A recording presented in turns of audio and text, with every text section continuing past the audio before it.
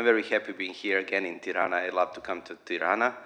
And I will speak about situation of breast cancer in Serbia and what we are doing now with our patient advocates to make that better, and what innovations we are trying to implement in our treatment of breast cancer in Serbia.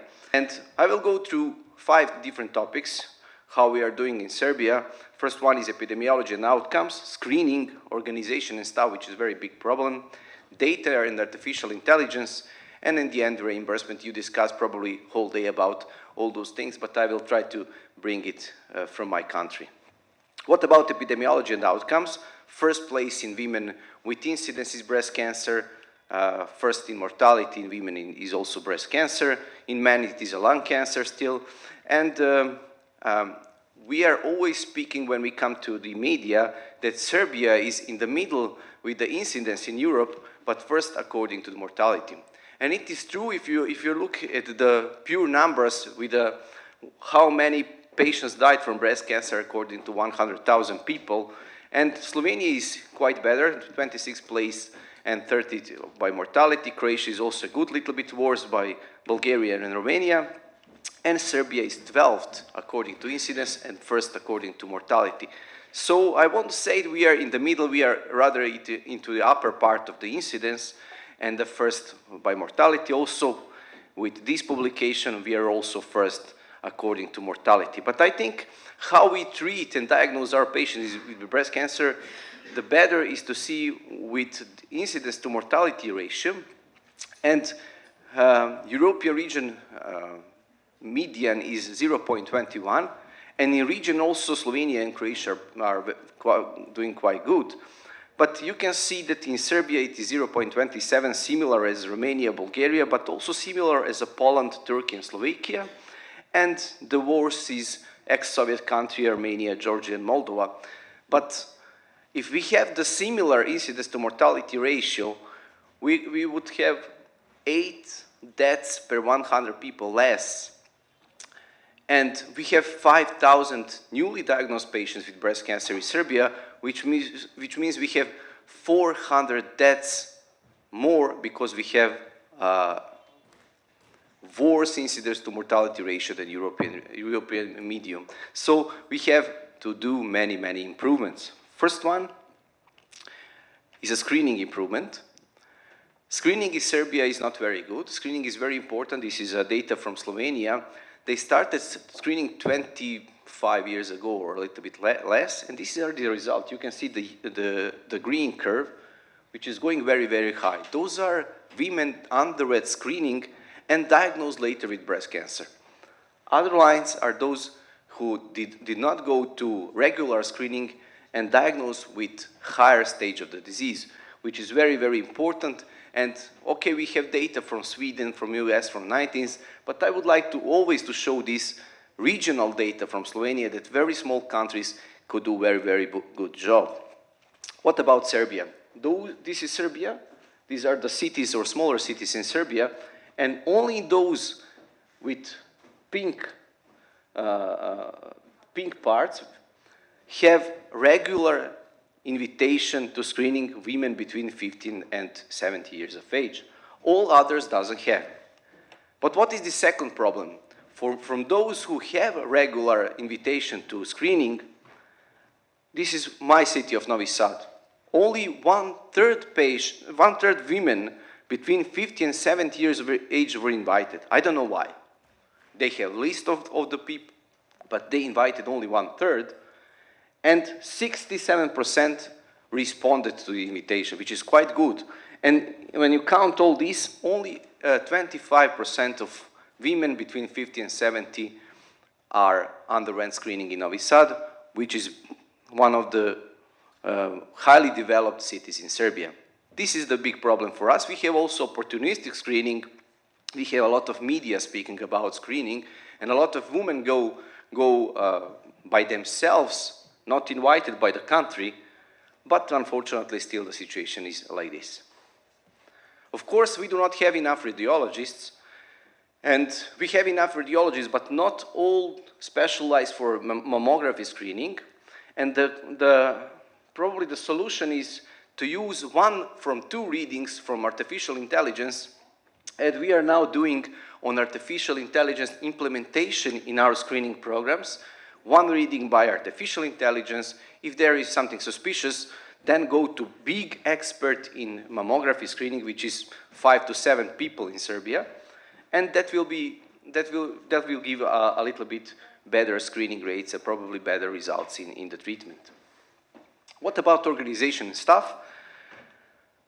We have 5 big university centers in Serbia, 5 big oncology centers in Serbia, and all the decisions and all the innovative treatments are doing there. This is on one side good because you have some experts for the decision of oncology treatment, but a lot of people are coming to all those centers, so we have a lot of problems for our work. And what is the second thing which is very good in Serbia? It is multidisciplinary teams. We are doing all the decisions or majority of decisions with the high utility of MDTs, and this is one publication published 7 years ago. Before that publication, many surgeons operated from the beginning HER2-positive disease, triple-negative breast cancers, and then after that everything's changed, and now in 2024 more than 90% of patients with breast cancer underwent initially MDT and then after treated by surgery or by neoadjuvant treatment. And this was also published in St. Gallen this year. This is Herena study. We analyzed how many patients with HER2-positive disease with stage 2 and 3 underwent initial surgery, which is wrong, and underwent neoadjuvant anti-HER2 therapy. And only 15% of patients, which is, I think, quite good, underwent surgery initially, and in majority of cases in private units. So we are discussing now how to bring these 85% of patients to 100% of patients with neoadjuvant treatment. What is also a problem? This is a global survey of clinical oncology workforce in different European countries. And in Serbia, every oncologist see in the medium of more than 700 patients per year, newly diagnosed patients per year. And look for the Sweden, only 120.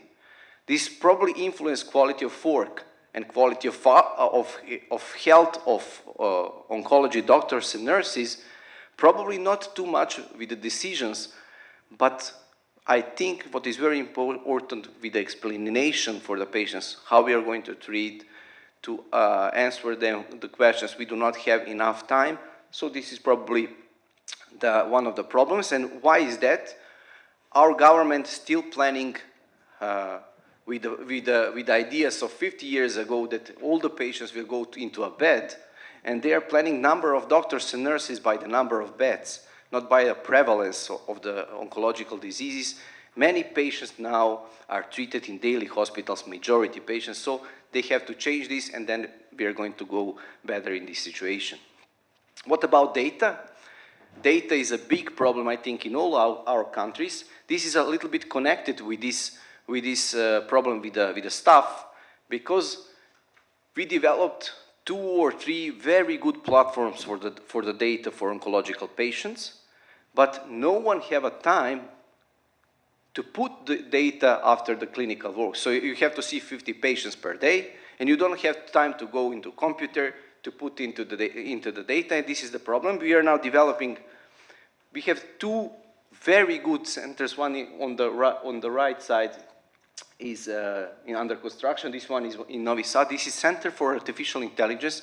We are working all the time with them to develop the systems, how to, by speaking or by only writing the letter for the patient, artificial intelligence can put into the data into some tables to have more data to see what are the problems for our patients and how to solve them. So the data is very important, and we do not have enough.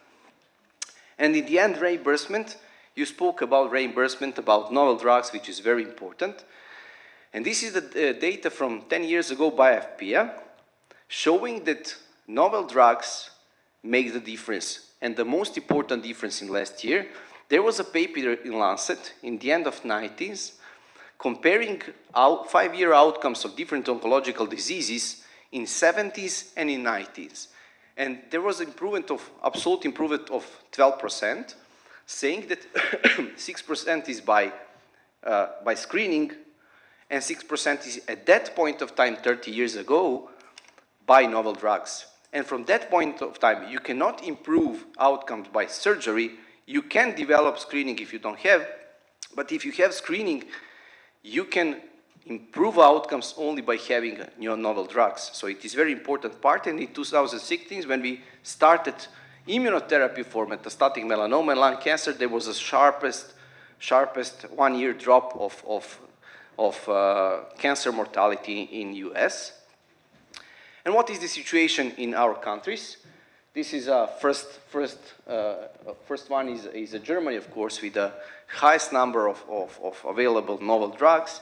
And down there is Serbia, down there is Albania, and it is a big problem. And somebody of you, I think, can understand this sentence, but I will translate. I'm not rich enough to buy cheap things. It is very important. And we did one research from 9 Central East European countries, how many life years we are losing by premature death of breast cancer, and how much money we are losing because of that.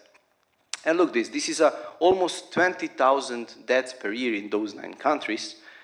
We are losing 267,000 life years by premature death of breast cancer, and look for the money. This is how much those 9 countries losing money because of premature death of breast cancer, only breast cancer. So it is very important to improve. And you probably cited this analysis during this meeting a few times, but this is Vifor analysis with Roche pharmaceutical companies, counting how many novel drugs save money from the country if you're using properly and if you have a reimbursement of those drugs. And we have all the anti-HER2 treatment reimbursed in our countries. And look, $6 million between 2017 and 2023 were saved by only few drugs for only one subtype of breast cancer. We can buy 8 PET CTs for that money. So it is very important to think like this. It is not spending money. It is putting money in something else. So this is very important.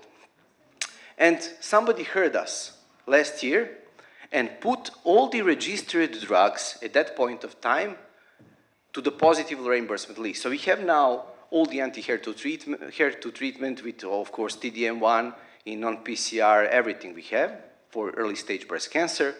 We have pembrolizumab immunotherapy and PARP inhibitors in triple-negative breast cancer, and of course cover the tests.